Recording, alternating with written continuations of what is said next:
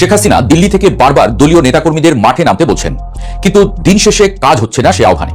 নির্বাচনী মাঠে উত্তাপ, লেভেল প্লেইং ফিল্ড না থাকার অভিযোগ জামাত এনসিপির। কেন্দ্র পাহারার আহ্বান বিএনপির, আপিলেও কুমিল্লা 4-এ মঞ্জুরুলের প্রার্থিতা বাতিল। জামাত ইসলামী ছাড়াই দুর্নীতি বন্ধ করা সম্ভব নয়। সবাই মিলে ধানের শীষে আর হায়ে ভোট দিয়ে আমরা একটি সবুজ বাংলাদেশ আমরা গড়বই। নির্বাচন আচরণবিধি লঙ্ঘনের বিষয়ে নির্বাচন কমিশনার মোহাম্মদ আনোয়ারুল ইসলাম সরকার জানান, প্রতিটি উপজেলা ও থানায় নির্বাহী ম্যাজিস্ট্রেট এবং নির্বাচনী অনুসন্ধান ও বিচারিক কমিটি দায়িত্ব পালন করছে। সময়ের সাথে পাল্লা দিয়ে বাড়ছে নির্বাচনী প্রচার, গণসংযোগ। দেশজুড়ে ব্যস্ত সময় পার করছেন বিভিন্ন দল ও স্বতন্ত্র প্রার্থীরা।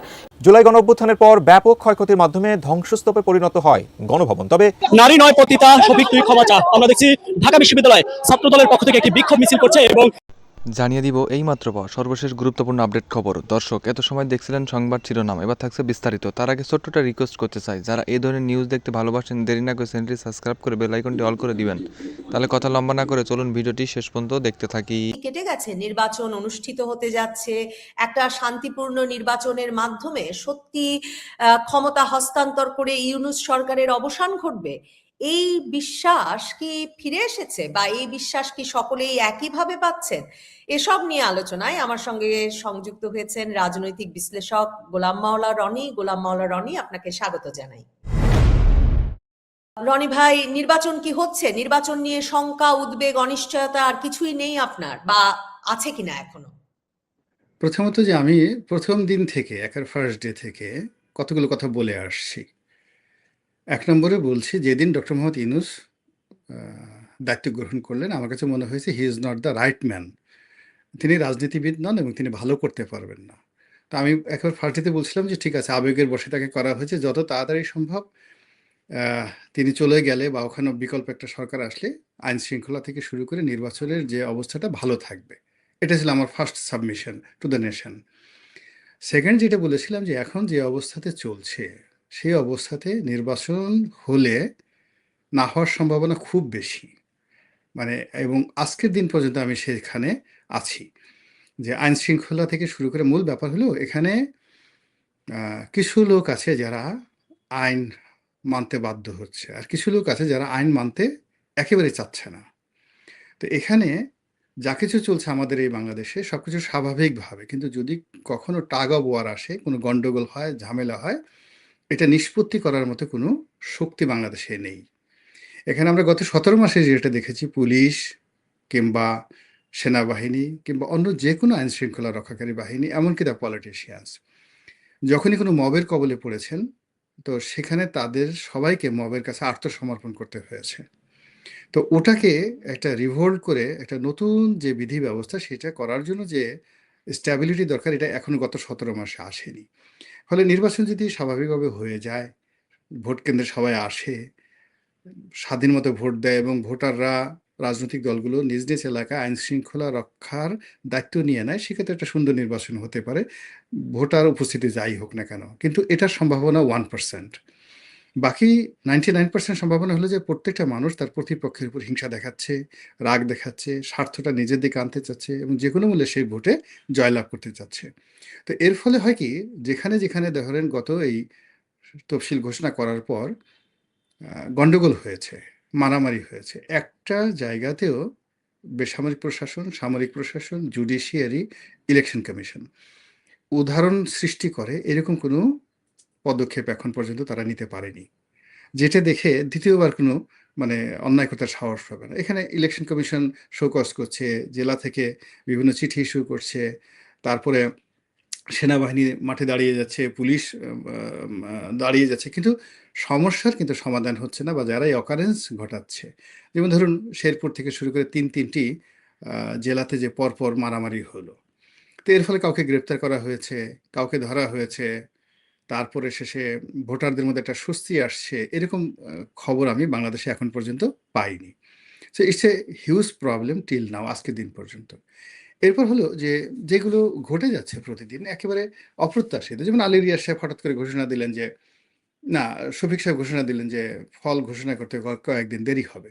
এটা তো আমরা আসলে আশা করিনি। এর কারণে আমাদের দেশের ট্রেডিশন হলো ভোট কেন্দ্রে ভোট গ্রহণ করা হবে, রাত্রি 9টা হোক 10টা হোক, সেই ভোট কেন্দ্র থেকে একটা ফল ঘোষণা করা হবে, সবাই স্বাক্ষর দেবেন সেখানে।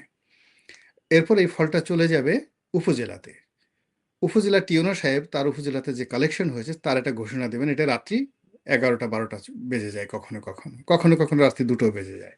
কিন্তু যতক্ষণ পর্যন্ত উপজেলা প্রশাসন ঘোষণা না দেয় বা সংশ্লিষ্ট প্রিজাইডিং অফিসার ঘোষণা না দেয়, ওখান থেকে লোক কিন্তু ছাড়ে না।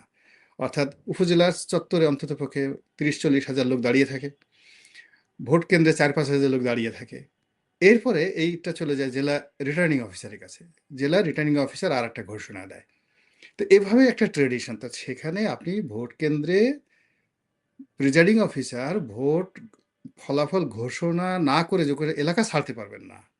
কোনো টিওনো অফিস যে রাত্রির মধ্যে ভোটের ফলাফল ঘোষণা না করে তিনি উপজেলায় থাকতে পারবেন না। এই বাস্তবতাটা হলো যে আমাদের প্রেস সচিব তিনি জানেন না, অথবা তিনি মনে করছেন যে তিনি নিয়ন্ত্রণ করতে পারবেন। এটা একটা ভয় রয়ে গেছে ভোটের দিন পর্যন্ত, যদি সরকার ওটা বাস্তবায়ন করতে চায়।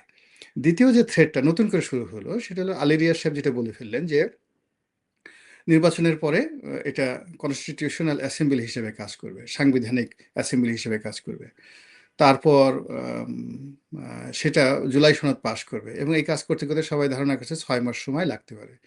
বিশ্বাস করেন 12 তারিখে যদি ইলেকশন হয়ে যায়, 13 তারিখে আনলাকি 13 তারিখের মধ্যে যদি ফলাফল ঘোষণা করতে গড়িমসি হয়, বা এই যে আলী রিয়াজ সাহেব যে কথা বলছেন ওটা যদি কেউ বাস্তবায়ন করার চেষ্টা করে, 13 তারিখে দেখবেন ঢাকা শহর যারা বিজয়ী হয়েছেন লোকে লোকারণ্য হয়ে যাবে, এবং 13 তারিখ দুপুরের মধ্যে মানে যারা বিজয়ী হয়েছেন তাদের ইচ্ছা মতো মানে সরকার গঠন করা, শপথ পাঠ করানো, এভরিথিং, মানে 14 তারিখে কেউ যাবে না।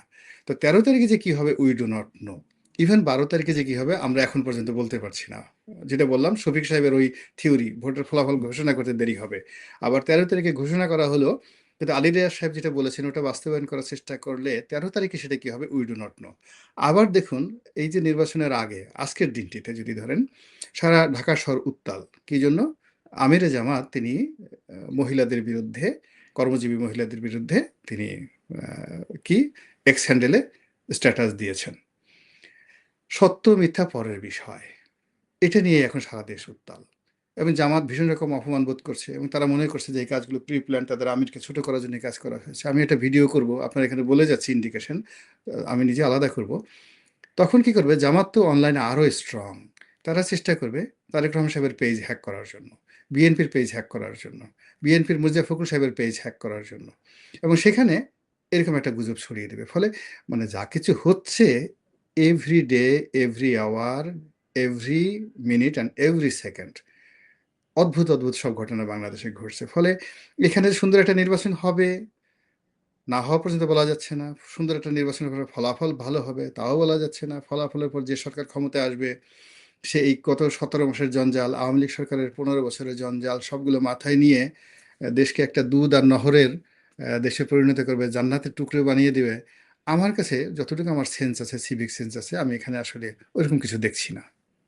মানে কিন্তু আপনার কোনো সমীকরণে আপনার মনে হয় না যে এই যে ধরুন যে সব বিরোধ সহিংসতা দেখছি, এমনকি ধরেন শেরপুরের ঘটনাটা বললেন, মাথা থেতলে জামায়াতের কর্মীকে মেরে ফেলা হলো, মানে ব্যাপক সহিংসতা দেখছি, কিংবা ধরেন আপনি এই যে বলছেন যে জামায়াতের আমিরের এক্স হ্যান্ডেল হ্যাক হয়েছে, এখন হয়তো বিএনপির নেতার হবে, কিন্তু এমন কোন সমীকরণ আপনার মাথায় আসে না যে এটা একটা মানে এটা একটা অভিনয় হতে পারে, বা এটাও একটা সাজানো গোছানো ব্যাপার হতে পারে? 13 তারিখ আসলে ভাগাভাগির একটা সরকার গঠিত হবে, যেটাকে বিপ্লবের সরকার অনেকে বলছেন, যেখানে ইউনূস সরকারের ভাগ থাকবে, এনসিপির ভাগ থাকবে, বিএনপির ভাগ থাকবে, জামায়াতের ভাগ থাকবে। সেটা হওয়ার সম্ভাবনা দেখেন কিনা? মানে সেটা ভাবলে তো অনেক কিছু হয়তো হয়ে যাবে বলে বোধ করা যায়। প্রথমত হলো যে এখন কোনো কিছু খুব স্ট্রংলি বলা যাচ্ছে না যে এটাই হবে আর এটা হবে না। যেহেতু 14, 18, 24 তিনটি নির্বাচন হয়ে গেছে, যে নির্বাচন অনৈতিক, অনিয়মে ভরা, এবং ওই নির্বাচনে এমন কিছু ম্যাটিকুলাস ডিজাইন বাস্তবায়িত হয়েছে। তো সেক্ষেত্রে সেই 3 নির্বাচনের যারা অভিজ্ঞতা সম্পন্ন দুষ্ট লোক তারা তো এখনো প্রশাসনে আছে। আপনি জানেন যে নবনীতা, পৃথিবীতে মানুষ ভালো কাজগুলো মনে রাখে না এবং ভালো কাজগুলো প্র্যাকটিস করতে চায় না, এগুলো প্রতি মুহূর্তে রেওয়াজ করতে হয়। কিন্তু মন্দ কাজ আজ থেকে ধরেন 5000 বছর আগে, সেই কবে মহাভারতের যুগে সেই দ্রৌপদী কী করেছেন, শকুনি মামা কি করেছেন। হ্যাঁ, তো এই জিনিসগুলো এখনো পর্যন্ত কিন্তু রাজনীতিতে ব্যাপকভাবে প্রচলিত হয়। তো ভালো কিছু অতীতে ঘটেছে সেটা অনুসরণ করা হবে, এটা কেউ করছে না। বরং অতীতে যে মন্দ কাজগুলো করা হয়েছে, নির্বাচনের ফল ম্যানিপুলেশন করা, ভোট ছাড়াই একটা রেজাল্ট শিট তৈরি করা, আবার রেজাল্ট শিট যেভাবে হলো সেটার সঙ্গে সামঞ্জস্য না করে একটা ঘোষণা দেওয়া, এই আশঙ্কা বাংলাদেশে আছে, প্রচণ্ড বাংলাদেশে আছে। এবং যারা বিভিন্ন এলাকাতে প্রার্থী, বিএনপির প্রার্থী, জামাতের প্রার্থী, যারা ভদ্রলোক, মানে দুষ্ট। প্রিয় দেশবাসী, আপনারা যে যেখান থেকে ভিডিওটি শুরু থেকে শেষ নামাতে দেখছেন, আপনাদের সকলকে জানাই অসংখ্য ধন্যবাদ। যদি ভিডিওটি ভালো লেগে থাকে অবশ্যই সবার কাছে শেয়ার করে দিবেন, তাহলে সবাই সুস্থ থাকবেন, ভালো থাকবেন। অবশ্যই দেখা হবে পরবর্তী কোনো নিউজে। আসসালামু আলাইকুম।